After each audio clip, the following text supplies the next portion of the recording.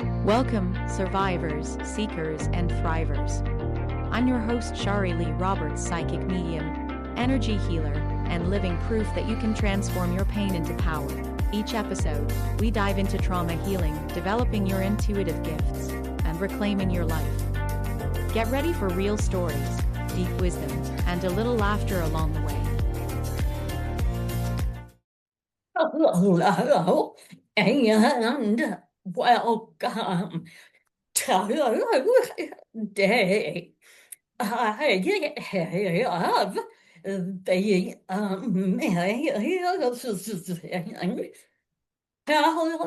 amazing Calkins. Now, I am going to share with you her bio, and unfortunately, it is lengthy. Kelly has many contributions through educations and things to her credit. So, to begin, Kelly is a board-certified holistic nutritionist and graded healing practitioner who guides women back to wholeness. And that alone is huge. Additionally, after Kelly walked through her own journey with six, yes, six autoimmune conditions, she discovered the truly healing happens when we honor all four dimensions of our being: the physical, mental, emotional, and of course, the spiritual.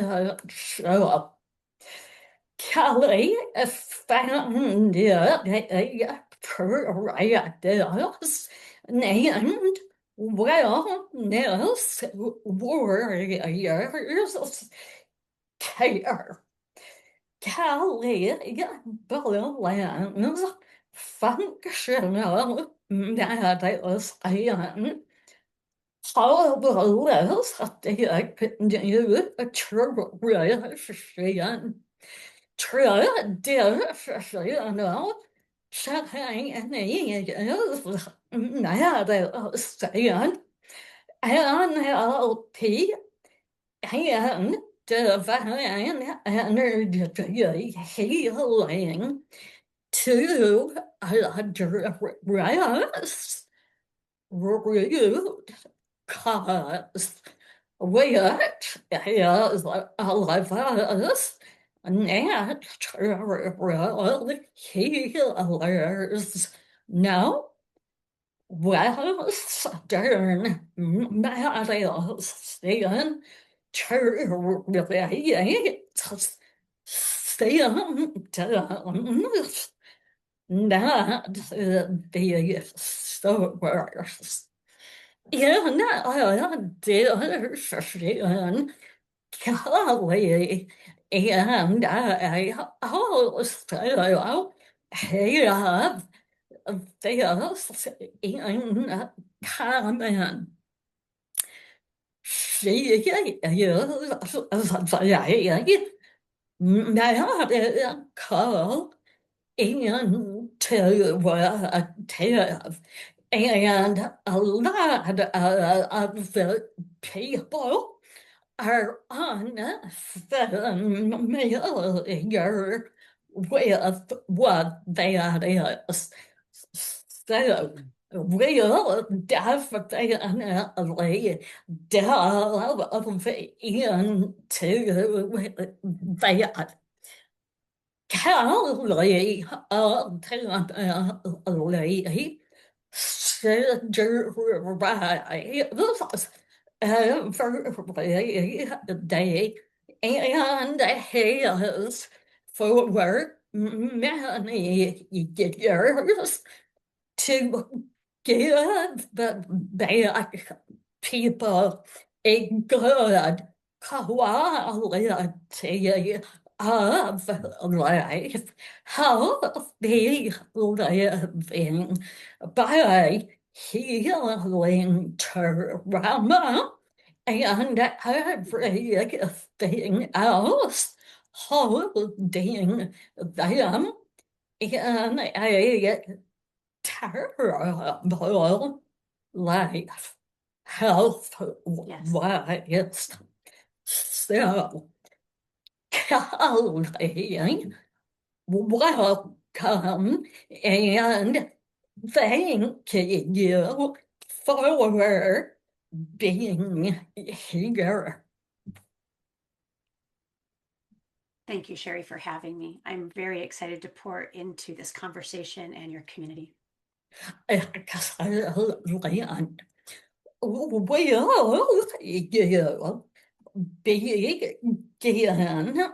back and sharing what it was in your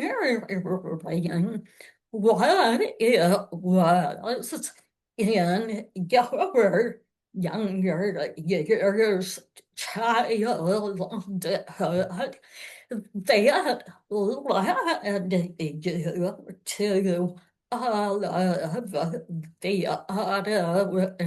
you to all of the autoimmune issues. Yeah, beautiful question, because I think people really overlook how it happens. They think it's Yeah. something that all of a sudden happens. And I will tell you from my clinical experience, it is never something that just happens.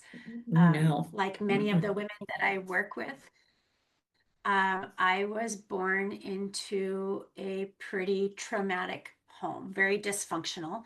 My parents were doing the best they could, but that bar was pretty low. I can Yeah. remember being 7 years old and combing my doll's hair and telling my doll that it was all going to stop with me. Now, looking back, I know that I had discernment, but when you're a kid, you don't have the tools to protect yourself.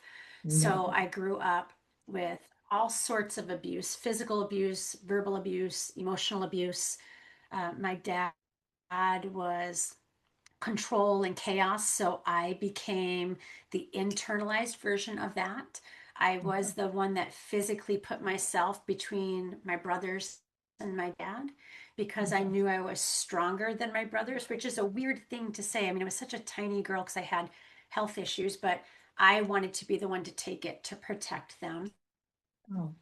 Um, as I grew older, a lot of times I would do the same thing for my mom.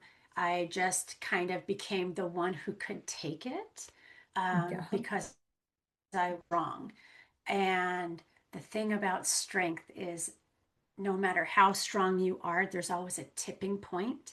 Yeah. And it's not that we shouldn't protect or intercede, but where I see in my own journey and in many women's journey, it's that I wasn't taught the tools how to then take it out of me so it didn't keep accumulating. So by the time I was in my early 20s, I knew something was wrong. I knew I didn't feel quite right. I knew my body was to not respond the way I knew my body to respond. And every time I went to the doctor, they told me I was anxious or depressed, and they tried putting me on antidepressants and anxiety, and they didn't take me seriously. Uh, and then as I met my husband and I got married and we tried to start having a family, pregnancy did not go well for me. I lost our first baby in the second trimester, gave birth to my daughter 3 weeks early. She was high risk, lost the baby after her in the first trimester. Then my son was born a month early and was septic. And I look back and I can see that there was autoimmune dysfunction, but because I didn't look like someone that they would expect to have autoimmune, meaning I wasn't grossly overweight, I didn't have my hair falling out, they just dismissed it basically until my early 30s. My youngest was almost 3, and I remember I was having really severe health issues, and I told my husband, I need to wait till he's old enough that he can understand I can't hold him and carry him, because I knew I was going to. Western solution was to cut things out. So at 29, they gave me a hysterectomy, and then everything got worse because it wasn't actually the problem. Lord. So yeah, by 32, I was bedridden, and I looked like I had a stroke. I had paralysis on the right side of my body, and they just gave me medication after medication, and it was autoimmune. The first autoimmune, they told me in a voicemail that I had an autoimmune disease and said, call us if you have questions. And I was sitting here in this office, and I remember just feeling so numb, like, how do you give somebody life-changing news in a voicemail?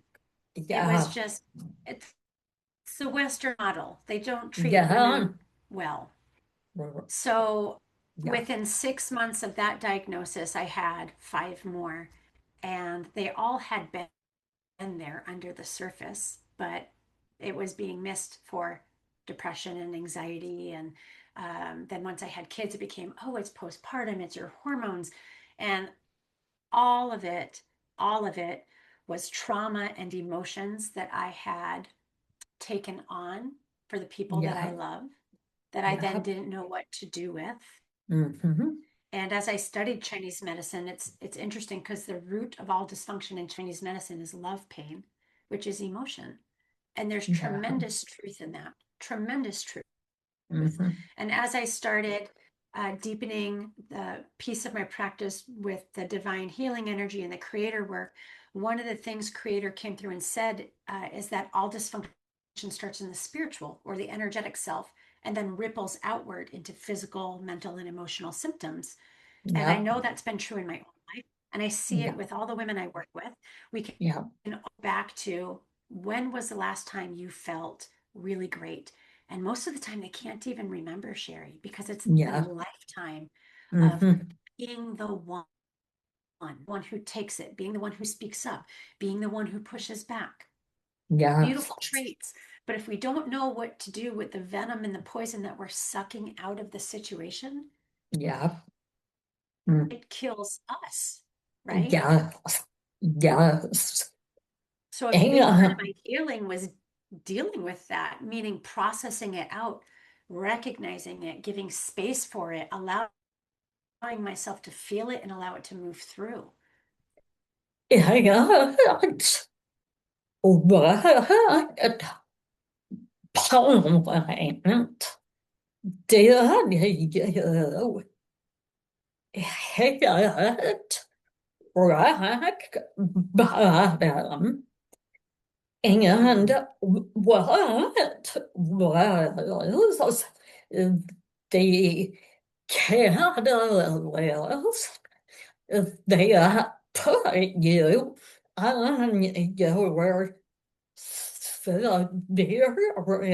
spiritual healing and natural healing journey. I mean, my story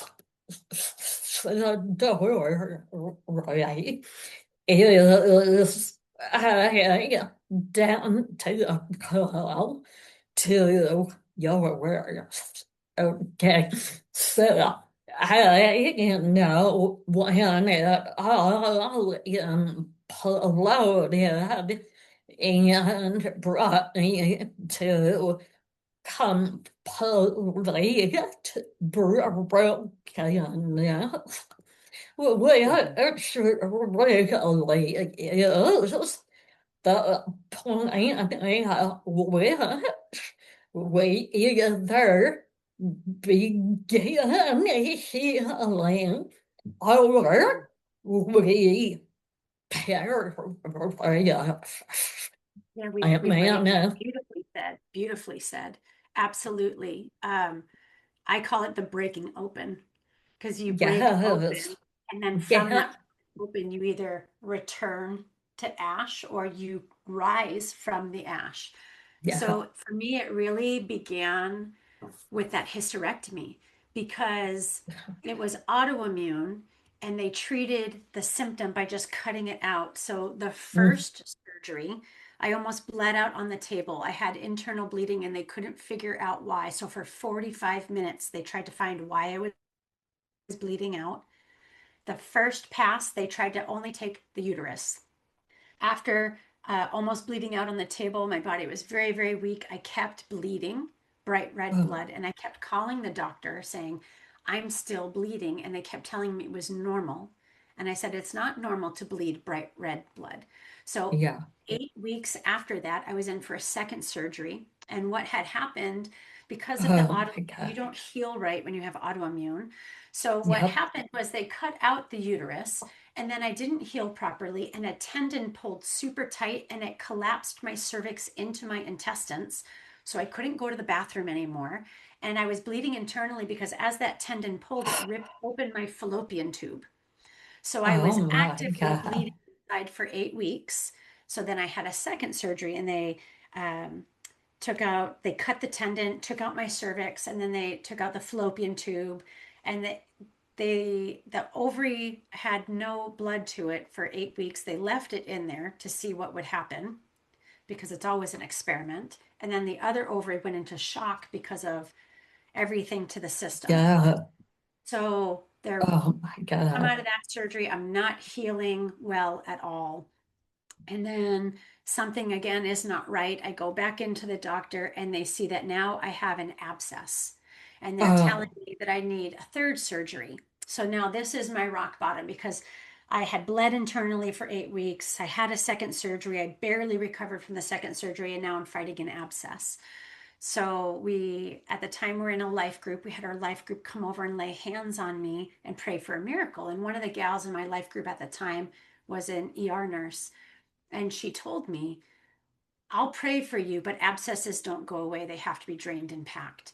And I told my husband, unless God wants me to die, there has to be another way because you just know when you're not going to survive something. I don't know how to explain it. yeah, I knew I true, wasn't going to make it through that third surgery. So we made videos for our babies because my kids were 4 and 3. My youngest two were 4 and 3. And I realized that if I ended up having to move forward with the surgery, they weren't going to remember me.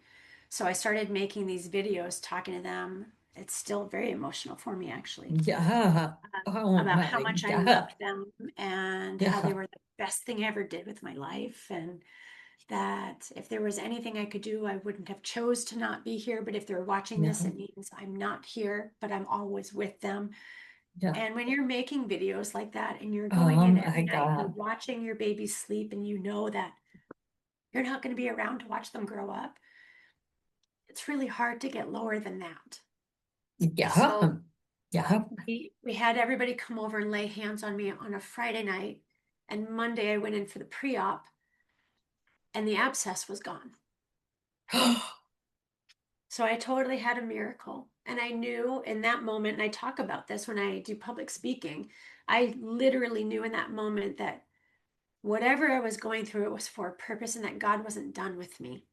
yeah, So the abscess was gone, and I decided ugh, this can't continue.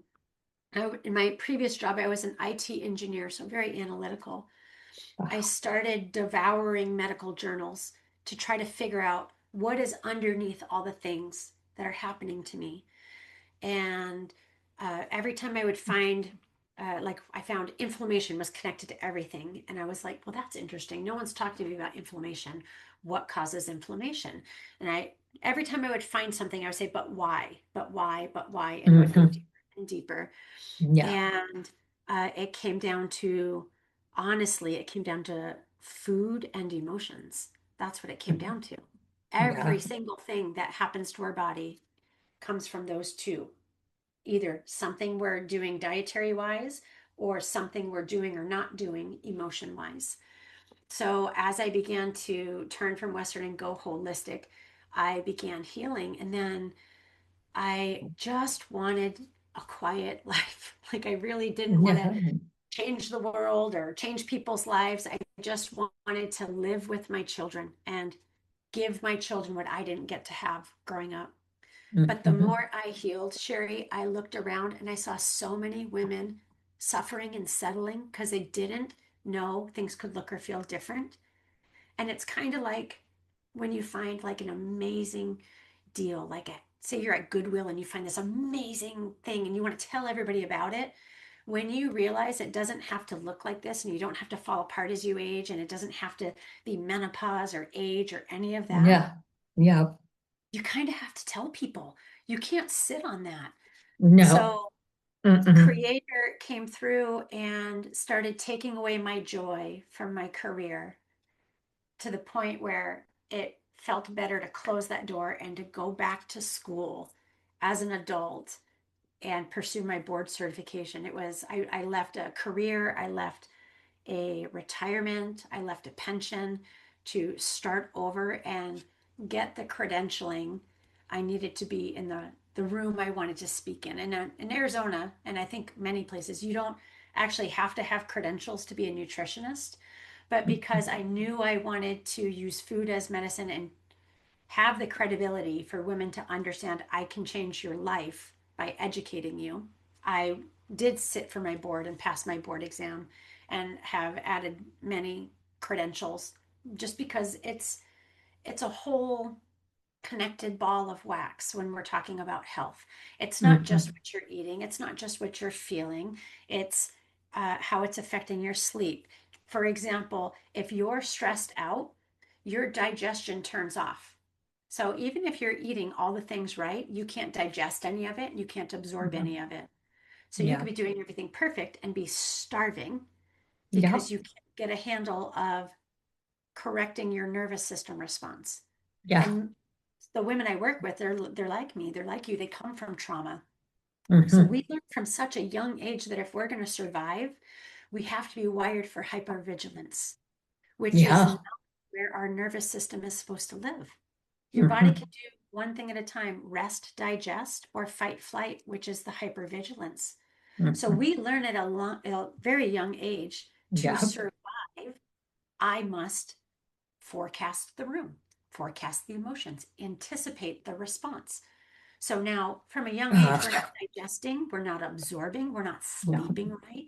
We feel like we're sleeping because we're exhausted, but we're exhausted because our mitochondria are dying.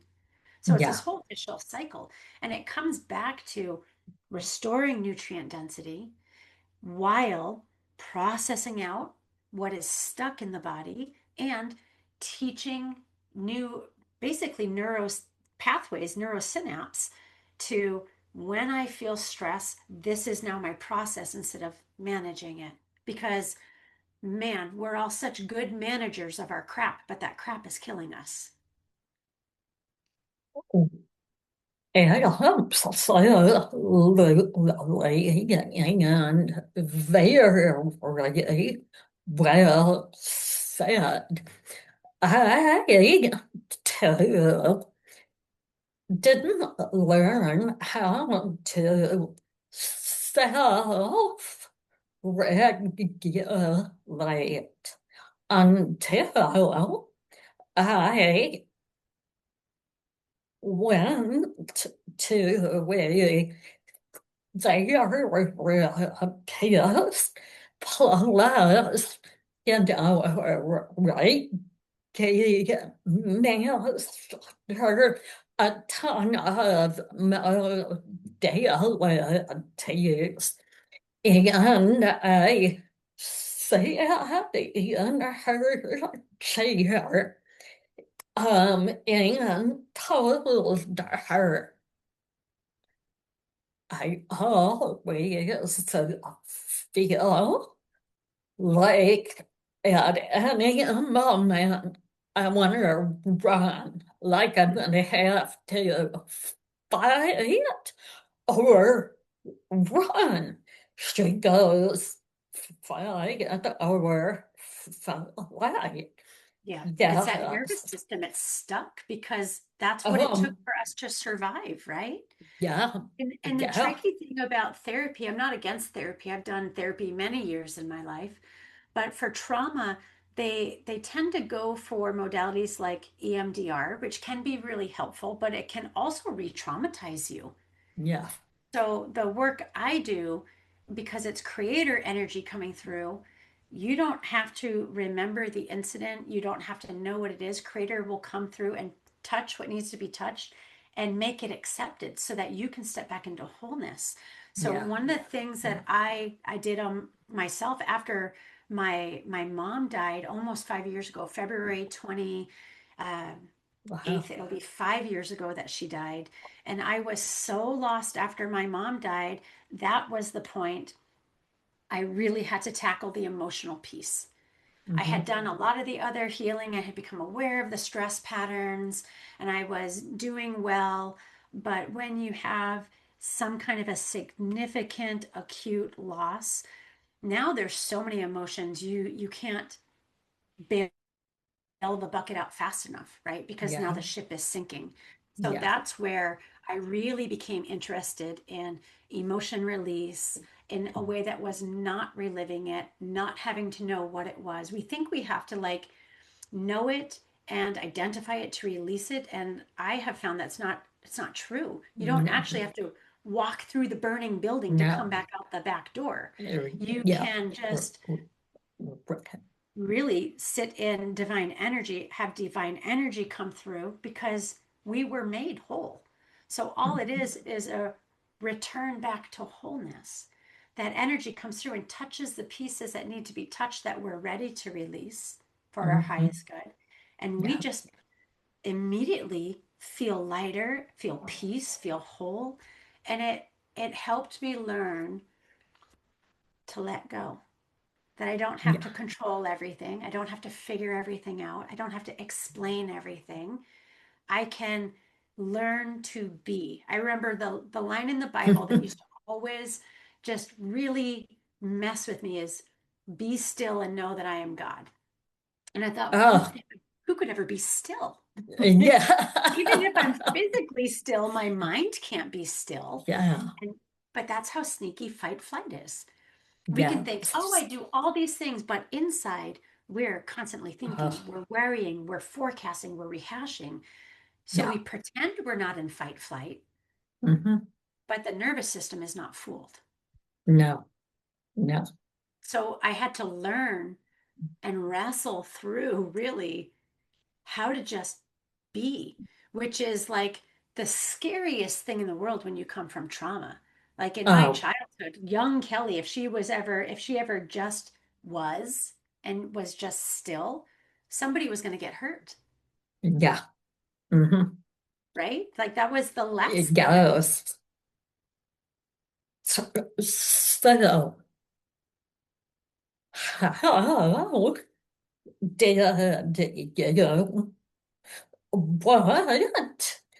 tools did you use to quiet your mind? For me, it was meditation. Mhm. I proclaim to this day that saved my life. Yeah. What tools did you use to get there? So I began with emotion code, body code, belief code, and I was going to people who knew those modalities, and I saw, oh, this is helping. And then I started noticing that in the session, I would know what they were going to say before they said it. Now, I didn't know I was a medical intuitive, right? So, all as I'm healing, now these gifts are coming forward. Yeah. So then I get the books and I take the courses and I just start doing this on myself. And after my mom died, I had complex masses in both breasts, and they were watching it every 6 months for angiogenesis. By doing the emotion work on myself every morning and every night, within 6 months, actually it was a year because it was two different scans, and then they couldn't find any of the masses, so they totally went away. Yeah. So then creator starts coming through, and I called God God back then, and then creator said, no, I'm bigger than what you know God to be, so change your words because there's growing to do. Yeah. So Jesus became Yeshua, God became creator, and I had to kind of unlearn things that I learned growing up Catholic and Christian. Mm-hmm. So literally overnight, creator came through and said, when you're working directly with the divine, nothing is to be removed or divided, and the door shut to all my modalities. I couldn't muscle test, I couldn't do anything with emotion code, body code, belief code, and I kept hearing in my head, nothing is to be divided or removed, only made accepted. So then I was like, oh my gosh, you're going to have me pray with my clients? Like, this is not what my practice is. So Yeah. I'm talking to my client. This is the day after Creator told me this.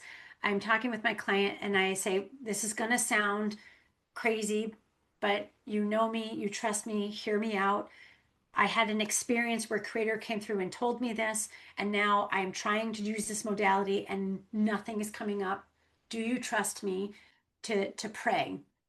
And they said, yes, absolutely, go for it. So I went into prayer, and the type of prayer I'm talking about, it's like it's meditation, but Creator speaks through me. Yeah. Mm-hmm. And I don't always know the things that come out, honestly, because it's not Yeah. really me. Yeah. And when I Yeah. was done that little 5 or 10 minute prayer, I open my eyes, they open their eyes, and they tell me it's the most profound thing they've ever experienced in their life. Wow. So the Yeah. tools I used have really evolved. It became these modalities. It was meditation, but imagine the power of meditation with divine energy coming through at the same time. So Yeah. that's what I do every morning. I'm in about an hour and a half of prayer, and every night I'm in about an hour and a half night prayer. And with my clients all day, I'm in prayer now. And the ones who aren't open to prayer, I feel Creator come through the background and hold prayer on their behalf while Yeah. I talk with them, because it's not about ever forcing something on somebody. It's meeting them where they No. Yeah. but though I Yeah. would say that those tools saved my life, because even though I had adapted from the trauma and healed from the autoimmune, the death of my mother was catastrophic emotionally to me. And if Wow. I didn't have these tools, I know I would have lost myself, my joy, all of it, Yeah. because I couldn't even function after she died, because she was my person. She wasn't just my mom. And I didn't even Oh. realize how special that relationship was, or how uncommon it was, until after I lost it. And then the people in my life couldn't understand this connection that I had with my mom, and I still have with her, God. because nothing is really gone, right? It's just No. Yeah. different. Yeah. Absolutely. Okay. Let's delve a little deeper into your healing of others. it sounds, exactly like how I energy heal others. I invite to be ready and God, creator, divine, and starting at the crown chakra. I go down and can see, have the energy. Then they tell me the source and how it's manifesting be for we they are done all the way through the energetic body and aura. Is that what you're telling me? They you do is they kind of Kind of. Mine's a lot more automatic because okay. it is, I'm a 24/7 wide open channel of creator. So Yeah. even in this conversation, creator energy flows through me, goes Yeah. exactly where it needs to go. So I hold intention Hmm. just for what is creator's will and highest and best for them. And when I close my eyes, I see what's being assembled. I'll see the different chakra energies. I Hmm. will know what the energy feels like. Like I'll understand if it is um, overwhelm or Yeah. self-esteem or grief. I Hmm. can I feel the Yeah. energy. Yeah. Uh, but nothing is removed. As soon as creator comes through and touches it, it's immediately returned back to original design. Oh, So nothing has to get pulled out. yeah. Nothing, I don't have to identify anything because it's a complete and intelligent energy. So I literally just watch the energy move and it comes through the back of the heart chakra and it goes anywhere in the being or the auric field that it needs to go. And I just watch what's happening. And then creator will come through sometimes, often, and just give me messages. So I just say what I hear and I say Hmm. what I see. So I'm basically, what is it? The example creator gave me is that I am the flute and creator is Yeah. the music. So Yeah. I'm just who says yes and is completely open and willing Yeah. every day. The position of my heart is, creator, your will be done through my life. Mm. And that's, I just said Yeah. yes. And like my Yeah. soul is all in for creator's will. So Yeah. those two things just make it an open conduit and it Hmm. comes out according to creator's will. Like there's times I don't even think I'm in channel and I'll be talking to a client and they'll say, "Oh, that was profound. Say it again." And I'm like, "I don't know what came through." So even in Yeah. real time, creator just comes through. Yeah. So it's like it goes everywhere all at once and touches exactly what needs to be touched. So in my private practice with the clients, after because I have a very clinical piece and then we add in the spiritual energetic piece, so it's complete healing. So every time they meet with me, we do all the clinical things and then we end with the energy healing and it Hmm. speeds up their healing. And then once Yeah. a month, I have open to the public where they can jump on and do an hour and 15-minute full assembly with me into creator energy and receive exactly what's for their highest and best. So I have like deep dives. I have like um, surgical prayers. It's Creator Mhm. had told me one time, because I said, can you just tell me what I'm supposed to do? And Creator said, you will do many things. Like you're Yeah. designed to do many things. Yes. So I just keep saying yes. That is a complete game changer.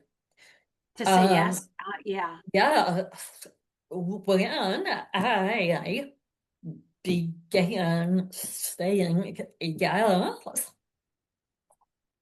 I Everything mean, changes. Everything whoa, changes. You can't even hold anticipate it. on. Yeah, Mhm. hold on. Yeah. Because now, I to first always admit they when creator said you are now going to blah blah blah and do blah blah blah. Mhm. And we're talking different dimensions than reality. Yes. I'm like, well, how? How Yeah. am I Yeah. gonna get there? How will like you, I am also and analytical mind Yes. spending 25 plus years in corporate America in engineering IT. So you don't just say, oh, okay, Yeah. let's go. Yeah. I felt crazy. But Like if it wasn't as real as it was, I would think that I had lost my mind because it was so yes, radically different. And even my husband was like, okay, maybe this is just a thing she's going through. But what started happening is in my sleep, my soul was working with Creator and Yeshua and Christ consciousness and going into others' souls that mhm. I don't even know how to describe it. It's like I No, will he see just, somebody's entire life and I see every moment that caused them injury or wound. I feel it like it's my own, and then we touch it so it can be made accepted. So my husband's waking up because we sleep at 67 degrees and he's waking up dripping sweat because so much heat is radiating off of me and my hands are moving in my sleep and he's like, okay, so she doesn't even know this is happening. And then yeah, once I'm done in my sleep, the temperature immediately drops back down to 67 and I'm unconscious the entire time. So yeah. I don't sleep often at night. My body's in bed, but there's different work that I do in myself, and there's different work I do for my higher self, which Mhm. sounds not normal, right? This is not the what we're taught in the world, but it just is what is actually real and true. Thank you for coming out with that because I too have a difficult time intend not to share what I do once I'm in bed. Hmm. On the other side, which, yes, is different than what we're doing in this consciousness Yeah. and reality. Yeah. Well, because the God, soul will always say yes, right? But when we're yeah, in our consciousness, the ego is like, hold on, maybe no. But yeah, when we're in our sleep state. Now, ego is quiet and we're in our spirit form because we don't have to stay in our body. And Yeah. the soul will always say yes because the soul remembers. It doesn't have the same disconnects that we have through our egoic self. Yeah. So, our most profound work, I would say, probably happens in our sleep state. Yeah. With well, Jim, Mm-hmm. her right. Oh my gosh. We are almost getting our I'm awake disappointing and did say again when we're winding down. What words was done or what messages are you really seeing now to pass along to those who are going to hear our conversation? The biggest words of wisdom I have is don't ignore your intuition. Every time I've tried to dismiss my intuition or ignore it because I think I know better or because it seems crazy or whatever, man, it doesn't go well. No. Our intuition is there for a reason and we're taught to doubt it. And it's our compass, it's our divine compass. So when we discount our intuition, we are discounting our sovereign divine ability to stay on path and to self-heal and to do all the things we're already capable of doing. Mm-hmm. When we move from trust into this life and we're just seeded with doubt, so much doubt that now we're even disconnected from our intuition. Yeah. We disconnect from all the abilities and giftings that are inherently ours. So if you can begin by honoring yourself, by honoring your intuition and start repairing that connection to self, because that's probably one of the first things that gets disconnected in trauma. Yes. Start by repairing that and honoring that and just saying, I don't have to understand it, but I feel this, so I'll honor it. That Mm-hmm. starts repairing connection to self. And as you start repairing connection to self, you become more whole and more capable of more healing. Well said.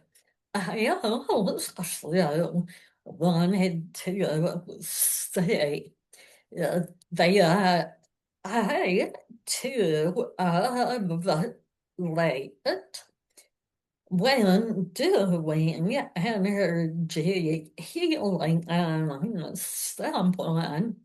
It has become more of what you described. I love it. I mean, it's just way more elevated and quicker and cleaner and just beautiful It's beautiful. regularly. Mm-hmm. So thank you for talking about that and your story. I and every one who hears this thanks to you, and is deeply appreciative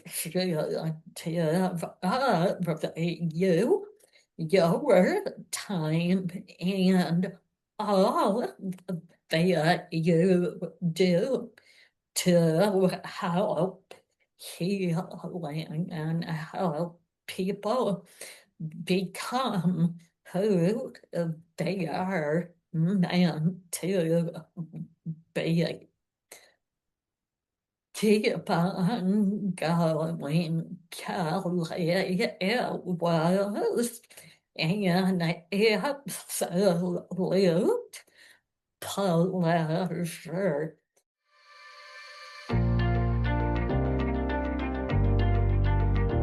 Thank you for listening. If today's conversation resonated with you and you're ready to explore your own healing journey or intuitive gifts, I'd love to work with you. I offer psychic medium readings, energy healing sessions, and intuitive development guidance at shariroberts.org. And if you're not quite ready for a session, but want to be a part of the conversation in a supportive community, join my private Facebook group. The link is in the show notes. You can also connect with me on LinkedIn, Facebook, and Instagram. This is Shari Leigh Roberts.